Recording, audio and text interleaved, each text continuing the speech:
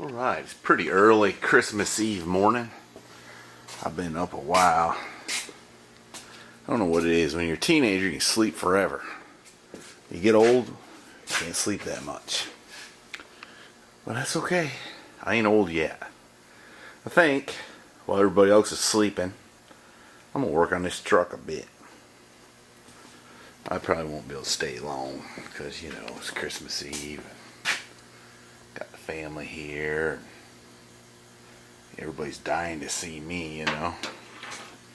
So I think I'm going to clean up my workbench from my shenanigans yesterday.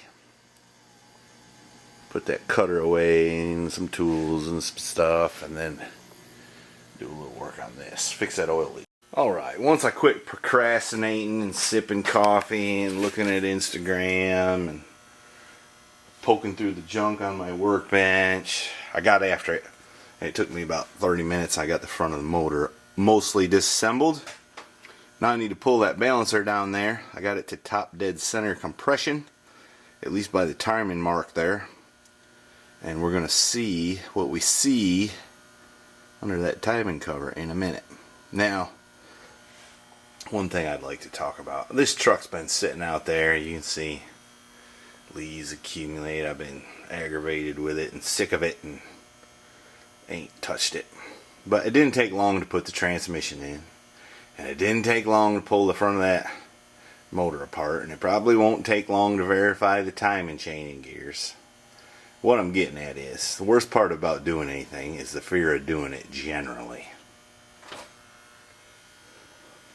Like asking that pretty girl out. It's scary to do, but she might say yes. And once she tells you no, you forget about it. Well, that's somewhat encouraging. Looks like it's got a new balancer on it.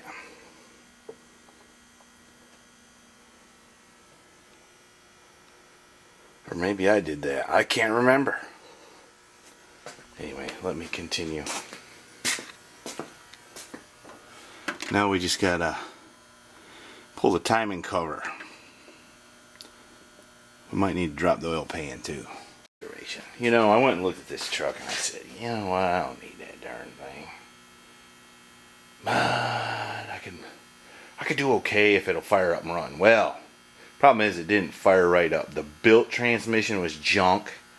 The built motor built wrong. Put the timing chain in there wrong. So if I break even on this thing and after a bunch of work, I'll be doing good. But anyways, if your gut says no, don't do it. Or buy it so cheap it'd be stupid not to do it. But using that rule, I've got an awful bunch of projects around here. Anyway, don't take any advice from me. Do as you please. Well, it's got a Lunati 00013 cam in it. Which is, I just looked it up, like 500 lift intake, 515 exhaust. And I forgot the duration, but it's up there, 270 or something. Anyway, that ought to make her hit a lick when I get the cam gear in there right. Alright, I gotta go in the house and hang out, you know, go do the Christmas stuff, so I can't hang around out here much or anymore, really, until this evening probably. But here's what I figured out. I got thinking about this. I thought I was Mr. Smarty Pants and had it all figured out. Then I got thinking about it. You know, the cam turns at half the speed of the crank.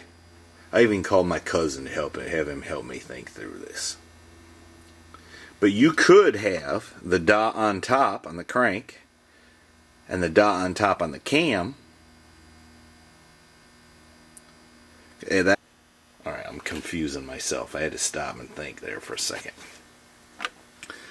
Basically, with the dot on the crank at 12 o'clock and the dot on the cam at 12 o'clock, the distributor should point at number 1 cylinder top dead compression. When you set the timing chain in gears, typically, it's number 6 top dead center compression. So, what I should have done before I pulled the cam gear off was turn the motor over until they lined up, make sure they lined up. I believe it is a tooth off, but I did not particularly verify that. This thing acted sick. So I turned the cam gear 180 degrees. So now the dot is at 6 o'clock on the cam gear and 12 o'clock on the crank. And the distributor is pointing at number 6. Top's dead center, and the valves are just starting to move over here. That's what made me alert me to it. I was turning the cam and I saw the valves start moving. I said, wait a minute, something's wrong. Sometimes you overthink things and confuse yourself. Or at least I do. So I'm going to go in the house now and hang out with my youngins and my wife.